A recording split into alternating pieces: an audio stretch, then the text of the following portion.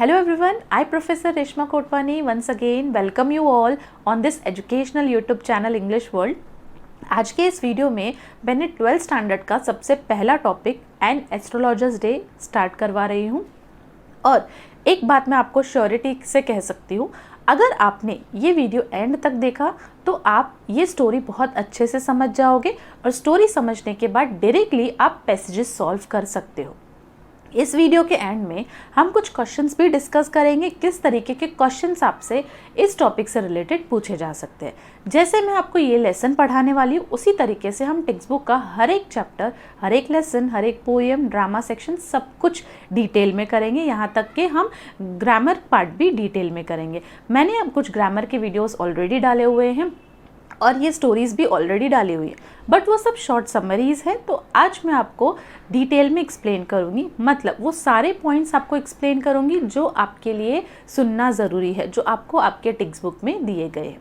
ये सिर्फ 12th standard students के साथ नहीं, बल्कि जो स्टूडेंट्स 8th स्टैंडर्ड में हैं और 8th स्टैंडर्ड से 12th स्टैंडर्ड तक जितने भी स्टूडेंट्स हैं उन सबको स्टेट बोर्ड का जो भी टेक्स्ट बुक में टॉपिक्स दिए गए हैं वो डिटेल में I am going to explain on this channel only. तो अगर आपके सिबलिंग्स हैं जो 8 to 12 स्टैंडर्ड में हैं तो जल्दी से उनको भी रेफ़र कर दीजिए।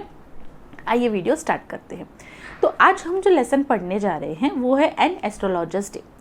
एन एस्ट्रोलॉजर डे, अब ये टॉपिक जो है उसका मीनिंग समझ लेते हैं। एस्ट्रोलॉजर आपको पता है कौन होता है? ज्योतिष, जो आपकी ग्रह नक्षत्र देख के आपका फ्यूचर बताता है। तो बेसिकली ज्योतिष का कैसा स्वभाव होता है, कैसा उनका अटायर होता है, वो सारी चीज़ें इसमें बताई गई है। एक एस्ट्रोलॉजर का पूरा दिन, एक ज्योतिष का पूरा दिन किस तरीके से स्पेंड होता है वो बताया गया और उसमें से एक दिन के बारे में बताया गया और उस दिन उस ज्योतिष के साथ, उस एस्ट्रोलॉजर के साथ क्या हुआ, इसी में ही हमारी स्टोरी का मॉरल रिवॉल्व करता है। तो बेसिकली ये जो लेसन है इसमें मेन 2 कैरेक्टर्स हैं। सबसे पहला कैरेक्टर है वो है एस्ट्रोलॉजर और दूसरा कैरेक्टर है गुरुनायक। ओके, तो ये 2 कैरेक्टर्स ही हैं। बहुत सी शॉर्ट स्टोरी है। ये स्टोरी लिखा गया है R.K. नारायण जी ने। R.K. नारायण के सारे स्टोरीज बहुत ही ज़्यादा ब्यूटीफुल होते हैं। ये भी स्टोरी में से बहुत ही ज़्यादा ब्यूटीफुल मैसेज हमें मिला हुआ है। अब ये स्टोरी में एक ज्योतिष है जो अपना अट्रैक्टिव अटायर के साथ डेली एक अननोन विलेज में, एक मार्केट में आके, जहाँ पे बहुत ज़्यादा रश हुआ करता था, उस मार्केट में आके वो डेली टेमरिन ट्री के नीचे बैठा करता था और वहीं पे बैठ के वो अपना बिजनेस चलाया करता था। ये जो ज्योतिष है उसका पहले बिजनेस ज्योतिष का ही नहीं था, वो पहले एस्ट्रोलॉजर नहीं था, बल्कि वो एक गांव छोड़ के भाग के आया है। अपना फैमिली, बिजनेस, घर सब छोड़ के वो एक दूसरे विलेज में आया है जहाँ पे उसने एस्ट्रोलॉजी शुरू की। अब एस्ट्रोलॉजर बनने के लिए जो भी क्वालिटीज़ चाहिए थी वो सब उसमें थी। लाइक कौन सी क्वालिटीज़? एक कन्विंसिंग पावर, लोगों को इन्फ्लुएंस करना। मतलब ऐसा कोई नहीं है जो हमें फ्यूचर बता सकता है, बट एस्ट्रोलॉजी में वो ऐसा सारी चीज़ें, एस्ट्रोलॉजर्स ऐसी सारी चीज़ें करते हैं, ऐसी सारी बातें बोलते हैं जो सामने वाले इंसान को कंफर्ट देती है। कोई दुख भरा आदमी गुजरेगा, उन्हें बोलेंगे कि मैं समझता हूँ तुम बहुत दुखी है, तुम्हें लोग नहीं समझते हैं, तुम ऐसा करो तो शायद तुम्हें लोग समझने लगे, तुम्हारे साथ सब अच्छा ही होगा, तुम अच्छा डिज़र्व करते हो। मतलब लोग अगर पेन में हैं तो उन्हें रिलीफ देना, उन्हें उनके लिए कंफर्ट की बातें करना, ये सारी चीज़ें एस्ट्रोलॉजर्स करते हैं और लोग बस कंफर्ट हो जाते हैं और बदले में वो पैसे दे देते हैं और इस तरीके से एक एस्ट्रोलॉजर का बिजनेस चलता रहता है। तो इस तरीके से हमारे एस्ट्रोलॉजर का बिजनेस चल रहा था। अब ये गलत तो है कि दूसरों को बहला फुसला के उनसे पैसे निकलवाना, बट ठीक है, बिजनेस चल रहा था तो चल रहा था उनका बिजनेस। तो यहाँ पे ये जो एस्ट्रोलॉजर है वो एक टेमरिन ट्री के नीचे, इमली के पेड़ के नीचे बैठा करता था। मार्केट में बहुत सारे बाकी भी दुकानें थी जहाँ पे बहुत ज़्यादा लाइटिंग्स हुआ करती थी। ये जो हमारा एस्ट्रोलॉजर है उसके पास खुद की कोई लाइटिंग नहीं थी, बस ये बाकी दुकानों से, बाकी शॉप से जो लाइटिंग आया करती थी उसी से वो अपना बिजनेस चलाया करते थे और रोज़ पैसे कमा के घर जाया करते थे। डेली चल रहा था। अब एक दिन जब वो पैकअप कर रहे थे, सब कुछ, सारी दुकानें बंद हो गई थी, उनके पास अपनी तो कुछ लाइट नहीं थी, वो दूसरे जगह से ही बोरो किया करते थे। तो अब सारी दुकानें बंद हो चुकी थी, अब उनका भी घर जाने का टाइम आ गया था। वो अपने साथ यूजुअली बहुत सारे सामान जो एक एस्ट्रोलॉजर रखता है, क्या अटायर में थे वो मैं आपको बताती हूँ। वो एक डार्क कलर का, पूरा ऑरेंज कलर का कपड़ा पहनना, फिर फोरहेड पे ऐश लगाना, राख लगाना, आँखें, ताकि उनकी आँखें एकदम तेज़ दिखे, इस तरीके से वो खुद को पोर्ट्रेट करते थे कि आंखें उनकी बहुत शाइनी, एक तेज़ आंखें दिखें, ताकि लोग उनके ऊपर अट्रैक्ट हो, उनसे बात करने में इंटरेस्ट दिखाएं, ताकि वो लोगों को अट्रैक्ट कर पाए। तो इस तरीके से वो पगड़ी बांधते थे। फिर अपने पास कवरी शेल्स, एक प्लेन कपड़ा जिस पे अलग अलग नक्षत्र ड्रॉ किए हुए हो, एक बुक रखते थे अपने पास। तो ये सारी चीज़ें उनके पास रहती थी और ये रोज़ लेके अपना थैला बैठते थे। तो एक दिन जब सारी दुकानें बंद हो गई तो वो भी अपना सामान, झोला वगैरह उठा के लौटने जा रहे थे। तो जैसे ही वो निकल रहे थे, उनको दूर से एक अजनबी आता हुआ दिखा। अब ये हमारा दूसरा कैरेक्टर है, जिसका नाम था गुरु नायक।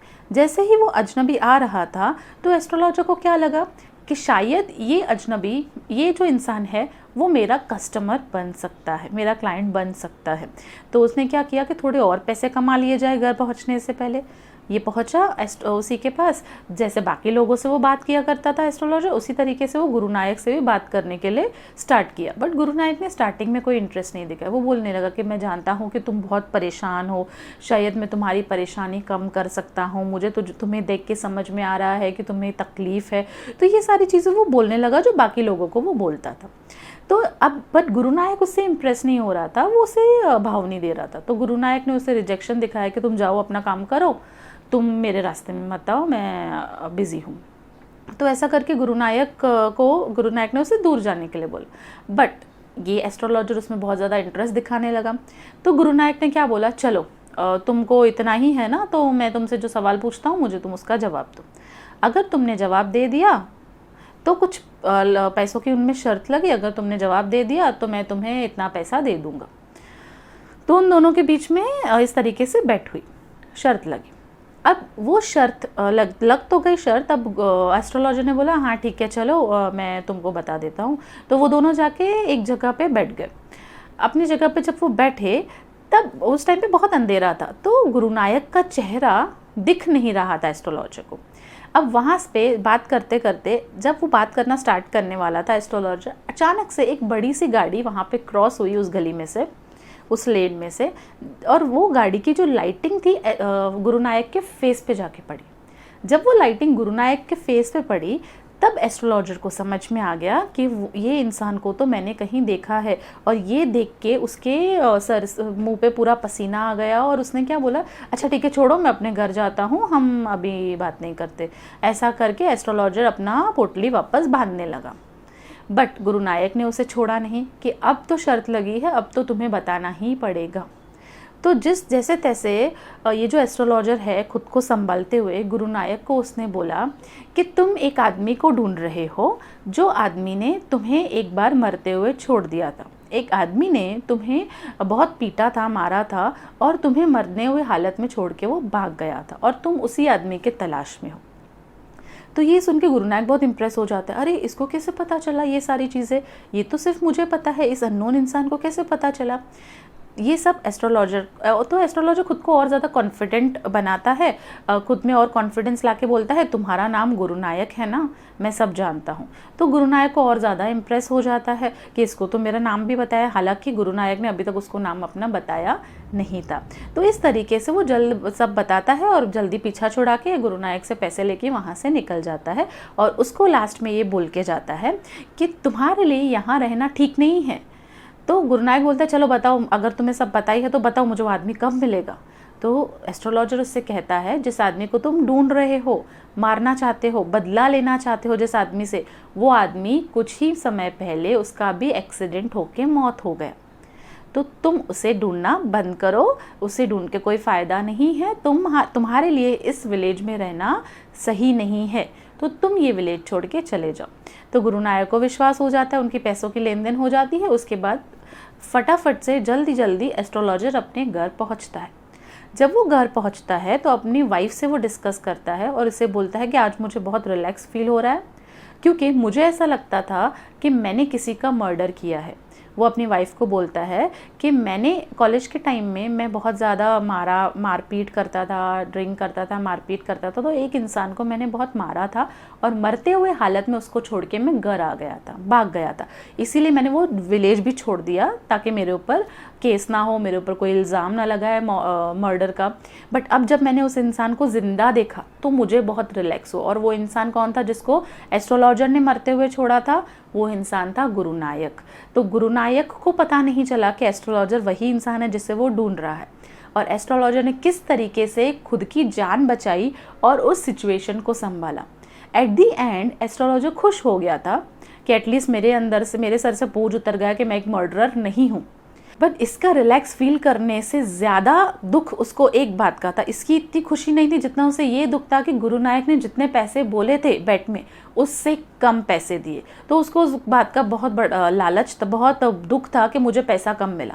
ये संतुष्टि, ये सेटिस्फेक्शन नहीं था कि मैं बच गया, गुरु नायक ने मुझे पहचाना नहीं। अगर गुरु नायक मुझे पहचान जाता तो आज मैं शायद जिंदा वापस नहीं आता, आज वो मुझे छोड़ता नहीं। तो किस तरीके से एक एस्ट्रोलॉजर, ये जो एस्ट्रोलॉजर है उसको इतना ज़्यादा ग्रीडी बताया गया है कि वो पैसों की लालच में क्या करता है, भले ही वो उसका प्रोफेशन नहीं है, बस उसने कुछ कमाने के लिए खुद को एस्ट्रोलॉजर बना दिया, दाढ़ी वाड़ी बड़ी कर दी और बस लोगों को कुछ भी झूठ बोलता रहा, इन्फ्लुएंस करता रहा और पैसे ईंटता रहा। तो किस तरीके से वो एक लालची इंसान है कि गुरु नायक ने उसको पैसे कम दिए, उसका दुख था। ये नहीं सेटिस्फेक्शन था कि वो बच गया। इस सेटिस्फेक्शन से ज़्यादा सेटिस्फेक्शन था, बट इससे ज़्यादा उसको इस बात का दुख था कि उसको पैसे कम मिले। और ये भी नहीं कि वो इतने टाइम तक वो अच्छे से जी रहा था, ये भी नहीं कि वो इतने टाइम तक जो उसने गलत किया था, किसी को मारना इज़ ऑल्सो रॉन्ग थिंग, तो जो उसने गलत किया था, जो उसको लग रहा था मैं मर्डरर हूँ, वो भी वो छुपा रहा था। और मतलब उसको उतना ज़्यादा पछतावा दिखाया नहीं गया है, नहीं फील हुआ। तो किस तरीके से एक मॉरल मिलता है कि हमें ग्रीडी नहीं होना चाहिए लाइफ में। अगर if we are doing anything wrong, we must accept that wrong thing and we must improve our self in future. और कभी भी हमें जो भी मिले हमें उससे सेटिस्फैक्शन रहना चाहिए, सेटिस्फाइड रहना चाहिए, ना कि हमें ग्रीड करना चाहिए। क्योंकि जब हम ग्रीड करते हैं, जब हम ग्रीडी होते हैं, तो जो हमारे पास है वो भी हमारे हाथ से चला जाता है। तो इंस्टेड ऑफ बीइंग ग्रीडी हमें सेटिस्फाइड, कंटेंटेड रहना चाहिए। ये मॉरल, ये मैसेज हमें इस स्टोरी के थ्रू मिलता है। अब इस स्टोरी में आपसे क्वेश्चंस क्या पूछे जाएंगे वो हम देखते हैं। आपसे एक इम्पॉर्टेंट क्वेश्चन जो पूछा जा सकता है इस लेसन से रिलेटेड, वो ये है कि क्या आप एस्ट्रोलॉजी में बिलीव करते हो। आपसे ये पूछा जाएगा कि क्या आप एस्ट्रोलॉजी में बिलीव करते हो। तो अगर आपसे पूछा जाता है कि क्या आप एस्ट्रोलॉजी में बिलीव करते हो, तो आप इस तरीके का आंसर दे सकते हो कि आप एस्ट्रोलॉजी में बिलीव नहीं करते। Rather than believing in astrology, आप क्या करते हो, आप हार्डवर्क पे बिलीव करते हो। आप ऐसा लिख सकते हो कि मुझे, अगर मेरा फ्यूचर अननोन है तो मेरे लिए वही सही है। अननोन चीज़ों के ऊपर चलना ज़्यादा बेटर है, ज़्यादा चैलेंजिंग है, ज़्यादा मज़ेदार है, रेदर देन जो फ्यूचर के बारे में ऑलरेडी पता हो और उसके बारे में हम सोचते रहे। No doubt it is a science, astrology is a science, but फिर भी जो चीज़ें नहीं पता है वो चीज़ें जानकर उसके बारे में सोचना, अपने थॉट्स पे इम्पैक्ट करना इज़ अ रॉन्ग थिंग। तो हमें क्या करना चाहिए, हमें rather than believing in these things, हमें क्या करना चाहिए, we should believe on our self, we should believe in hard work. Okay, there is no substitute for hard work. तो ऐसा आंसर आप लिख सकते हो इस क्वेश्चन के लिए। नेक्स्ट क्वेश्चन आपसे जो पूछा जा सकता है वो ये है कि इस स्टोरी में जो दो, इन दोनों में से who is more appealing to you. तो इस क्वेश्चन का आप क्या आंसर लिख सकते हो कि ये इन दोनों में से जो एस्ट्रोलॉजर है वो इतना अपीलिंग नहीं है एज़ कम्पेयर टू गुरु नायक। क्योंकि गुरु नायक एक अच्छा रोल प्ले करता है यहाँ पे, अच्छा इन द सेंस एक पॉजिटिव चीज़ हमें बताता है।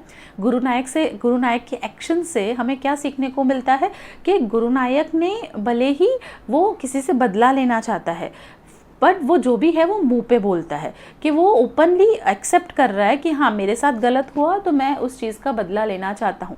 एस्ट्रोलॉजर ने जो गलत किया उसको वो छुपाया, जबकि जो गुरु नायक है वो जो भी कर रहा था वो स्ट्रेट फॉरवर्ड सारी चीज़ें बता के कर रहा था ओपनली। आपको आपके स्क्रीन के सामने एक फ्लो चार्ट दिखेगा जिसमें आपको ये बताया गया है कि इस फ्लो चार्ट में आपको प्रोफेशनल स्किल्स बताने हैं एस्ट्रोलॉजर के। तो एस्ट्रोलॉजर के क्या प्रोफेशनल स्किल्स हैं हम देखते हैं। सबसे पहले जो प्रोफेशनल स्किल एस्ट्रोलॉजर का बताया गया है वो आपको ऑलरेडी दिया गया है, जैसे कि एस्ट्रोलॉजर जो है वो बहुत ज़्यादा बारीकी से परसेप्शन करता है। एस्ट्रोलॉजर बहुत अच्छे से चीज़ों को सुनता है, एक अच्छा लिसनर होता है। सुनने के बाद वो उस कैरेक्टर को, सामने वाले को बोलने को बहुत ध्यान से असेस करता है, समझता है और एट दी एंड अपने एनालिसिस से, अपने थिंकिंग से वो लोगों के प्रॉब्लम्स का अंदाज़ा लगाता है। ओके, इसके अलावा और भी बहुत सारे क्वेश्चंस हैं, बहुत सारी एक्टिविटीज़ मैंने इस क्वेश्चन से, इस टॉपिक से रिलेटेड फ्रेम की हुई हैं। अगर आप चाहते हैं कि मैं वो एक्टिविटीज़ भी डिस्कस करूँ तो प्लीज़ आप कमेंट सेक्शन में मेंशन करो, तो मैं नेक्स्ट पार्ट से, नेक्स्ट टाइम से मैं क्या करने वाली हूँ, एक वीडियो स्टोरी का, एक्सप्लेनेशन का, कुछ क्वेश्चंस डिस्कस करने का जैसे आज किया, और उसके बाद एक सेपरेट वीडियो जिसमें हम सिर्फ पैसेजेस सॉल्व करेंगे और किस तरीके से पैसेज सॉल्व किए जा सकते हैं वो भी मैं आपको समझाऊंगी। अगर आप चाहते हैं कि मैं इस टॉपिक का, इस स्टोरी का पैसेजेस सॉल्व करूं, आपको हेल्प करूं कि किस तरीके से आप पैसेज सॉल्व कर सकते हो, आंसर ढूंढ सकते हो, आंसर फ्रेम कर सकते हो, ये सारी चीज़ें अगर आप चाहते हो कि मैं आपको बताऊं तो आप प्लीज़ कमेंट सेक्शन में मुझे मेंशन कीजिए। और अगर आप कुछ और चीज़ें चाहते हो, कुछ और एक्सप्लेनेशन मुझसे चाहते हो तो please mention in the comment box. Thank you so much for watching.